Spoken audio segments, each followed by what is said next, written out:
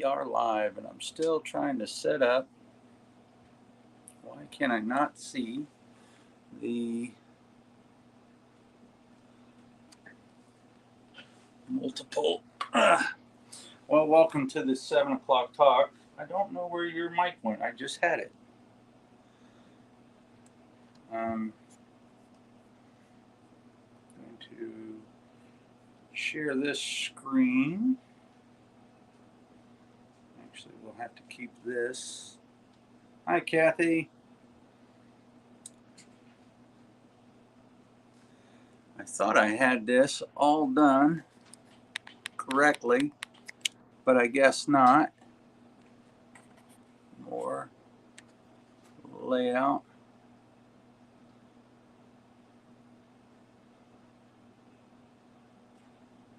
More. I think that I am in and I see yours there. Let's try to add this to the stream. All right. So tonight we're going to go over an acid reflux case. And the way that we do that, when we do an intake, the intake is pretty detailed. As you've heard Jessica say before, the intake is about 3 hours long. And what you're going to see here is where we have taken this patient and downloaded her file. She's 47 years old. She has acid reflux. And her initial, when she was coming in, she had a very interesting timeline. Do you remember her timeline? She was young, and then her brother at the same age got. She broke her. She the one that broke her femur, the bicycle. Yeah, fell over on a bicycle. And then her sister or somebody did the same thing at the same age. Yep, that was older. 3 years before or after, or something like that. And so, what we see, this patient wanted to find the root cause of her acid reflux and alleviate her symptoms. And so, as we go through, we see that she had some hypothyroidism, acid reflux, and inability to lose weight. And when we start to dig through here, this report is 102 pages long. And this incorporates all that we've done with her, all the notes, all of the interactions that we've had. But we get to really dig in, and as you can see right here, we start to ask about, were you full term? Were you breastfed? What age were solids introduced? And so this allows us to start to get an idea of what your makeup is. And Jessica really went in deep with the infection when she was a child. What were some interesting notables about that? Well, I mean, I don't really remember all of it, but her age, the age from when she got sick and her brother got sick, or sister, whatever it was, and how long that it lasted. They found no cause, was never found a source of the infection, and then it was just gone. And had multiple rounds of antibiotics. I'm trying to dig down to the timeline here, so you can see the timeline. So we also asked, like, what was different? Like, had they moved? Did they change where they lived? Was there something that happened when they became a certain age? Did they start doing like specific chores that they hadn't been doing? But because the other sibling had the exact same symptoms at the exact same time and the exact same onset. And this is where we start to see the makeup of the patient's timeline. How did the diseases and stuff start to happen? And what we see in the beginning here with these zeros, this is at age 0. We see that this patient is genetically predisposed because we know we ask about the family members. She's genetically predisposed to thyroid, arthritis, stroke, diabetes, and she was bottle fed. And that does make a difference because if you're not breastfed, it changes the microbiome and the way that it develops. And when we see multiple arthritises there, this is like mom, grandma, dad, those are the things that we see. And then typically you see something like this where the person is not having any issues for a long time. So from the time that she was born, and then at 5 or 6, she has a super infection, goes through multiple rounds of antibiotics, and then gets a broken leg So with how a she simple broke it with a simple fall. from a bicycle. Yes. So she didn't even put her whole body weight on it. It was just her catching herself with her leg. So she was going up a hill, So and then slow. and then when she stopped, the bicycle and her fell over, and that's how she described it, and it broke her leg, broke her femur. Although I've described something kind of similar, and I dislocated my elbow. Yeah, but we know that. But children at 5 don't have full calcified bones, so that it should have green sticked, and she actually had a through and through bone fracture. And so she should have bounced. Yeah, she should have bounced. And the thing that we see is the super infection beforehand. So we know that there have been a lot of antibiotics, and she actually received IV antibiotics at the age of 5 and was in the hospital. So then resilience. That's the big thing, is resiliency. And as a child, she is very resilient, and we don't see a lot of stuff happening to her until she starts to reach puberty. And here she has tendonitis. So she's starting to get joint pain. And when we start to think about joint pain, we know that we're not getting the anti-inflammatories in the gut built up right. So she has a pro-inflammatory microbiome, which when we did the study on her Bacteroides and Firmicutes were flipped. And I know that doesn't mean a lot to you, but this all leads up to the thing that bugs her the most, which is the acid reflux. And here's the issue. Tendonitis and these aches and pains that we all write off, we shouldn't write them off. We should actually get in and dig in a little bit, especially if they happen over and over. So at 15, she has tendonitis. At 17, she starts to snore. She's getting oily skin, and now she's starting to have her first sinus infection. And we've seen multiple sinus infections, but now since she's been under our care, the sinus infections have cleared up. A lot of the things have cleared up. We'll go over that here in a little bit. But we just start to see this, as Jessica calls it, a cascading effect. Look at how, as the older she gets, the more things start to pop up.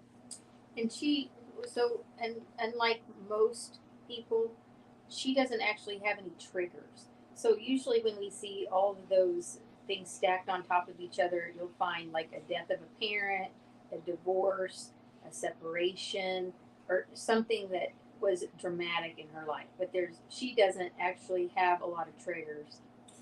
So her trigger that she self-identified was gluten. If she eats gluten, she will fire up her acid reflux right now. And strangely enough, as we found out this weekend in our advanced detox class that we both attended, the people that have acid reflux and have a disordered microbiome, actually that wasn't in that class. That was the class, that was Tuesday. People who have acid reflux and are histamine sensitive, when they take lactobacillus based probiotics, the symptoms get worse. And if she takes a lactobacillus based probiotic, her symptoms get much worse. So we see all of this start to cascade out. And so we started with doing her we started by doing a microbiome, and then we went in to do the adrenals. And as we do these tests, we see where things are disordered at.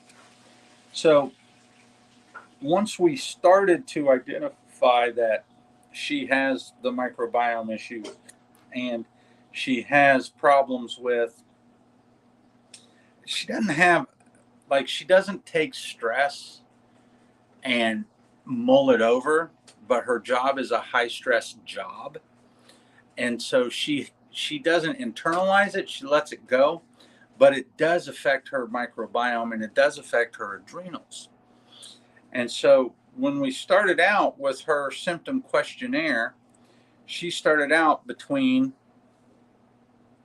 75 and 80. So I think she was actually a 76, 77. And we follow her through the thing. And this first couple of months here, April, May, June, all of those changes were purely due to the elimination diet. Now, we don't want people to stay on the elimination diet because it is too restrictive. But she cuts her symptoms in half with just the elimination diet. That's why the food first approach is so important. And we know because she has eliminated gluten that gluten is one of her triggers. Now, once we started to reintroduce things, she didn't have any one thing that was getting a hold of her. It generally tended to be multiple things. So if she combines a lot of stuff, so sausage by itself didn't hurt her, but if she had sausage and eggs, and we found out that she was sensitive to eggs, then all of a sudden her symptoms got worse and her acid reflux got worse. And she went from being an acid reflux patient to all of a sudden being an energy and fatigue patient. But when she really jumped back up in September of 22, that was because she had dental implants put in. And when she did the dental implants, she went back on antibiotics, and all of that work that we did to reverse her microbiome just went to pot. And so she jumped right back up to a 70. So her thing comes back in at a 70, and we're basically starting over. So once you start this process, as if you talk to any of our patients, they'll let you know that it's never linear. It would be just great if life stopped, you were allowed to heal, reset your body, and just move forward. But that's not reality. Reality is there's going to be challenges. So then from September to December, we started over. We started over with the elimination diet. We really kept it strict and stringent, and she did real well, knocked her symptoms way back down, and then literally fell off the wagon. And when she fell off the wagon, everything's coming back, all the pain, and what it ended up was she wanted to lose weight. And since she was feeling better overall, she wanted to start to lose weight. So what'd she do? She started to do the keto diet. And when she started to go back to ketogenic, we see all of this jump back up. And why is that? Because you should only use keto for a month or two, typically. Especially if you're trying to take care of blood sugar issues. And once you get that sensitivity reset, you got to come back off of it. But she didn't. She narrowed her diet. It became very ketogenic, lots of processed meats again, and so it fired back up. Then all of a sudden we get back to, actually we didn't do the elimination diet again. We kept her diet open, but we introduced a lot more vegetables and much cleaner proteins.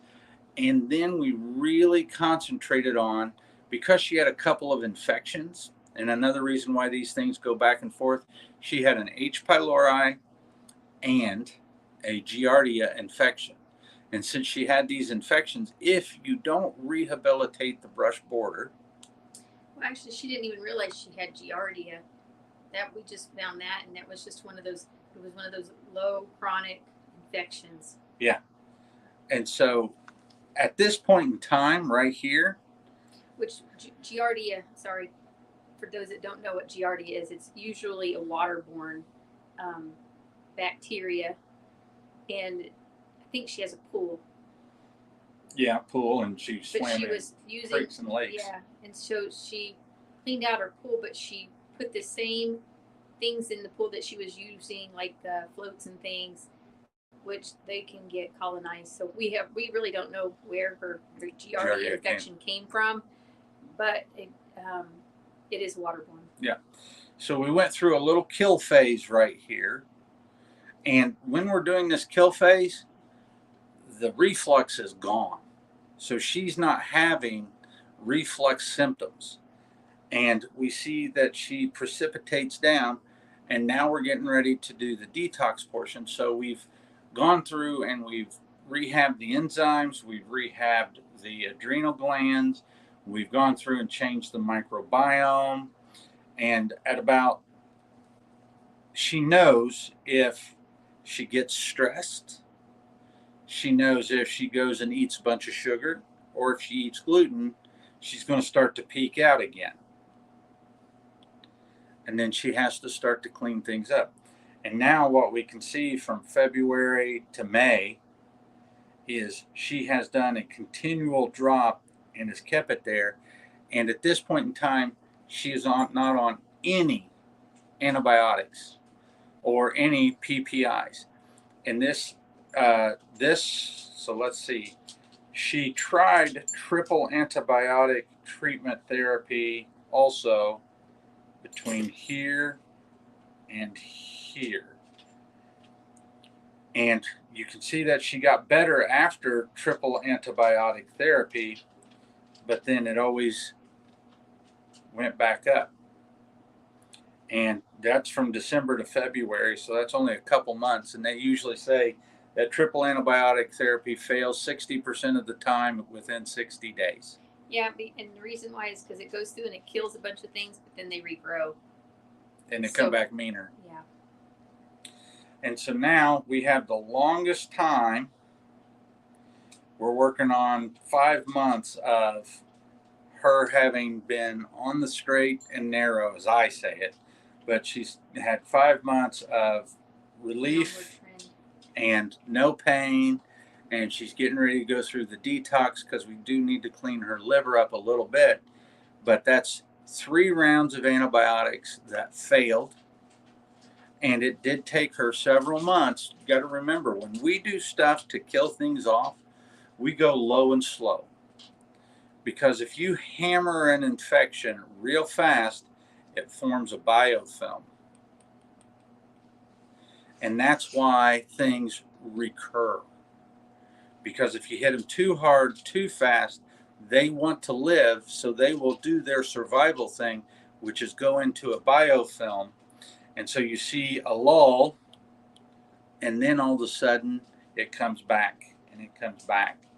And now we've not done the triple antibiotic therapy. We've stayed on the one stuff. She did have some issues when we put her on the probiotics, because we did biotics, because we did do a lactobacillus one.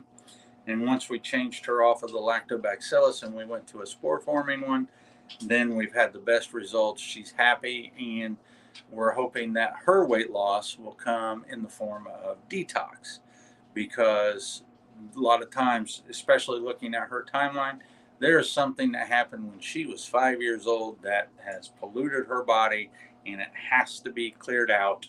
And we think we've got it, but we will only know in the next 2 to 3 months as she does the detox portion of it, to rehab the liver and get her energy back and go from there. But her perception of how she feels is pretty good.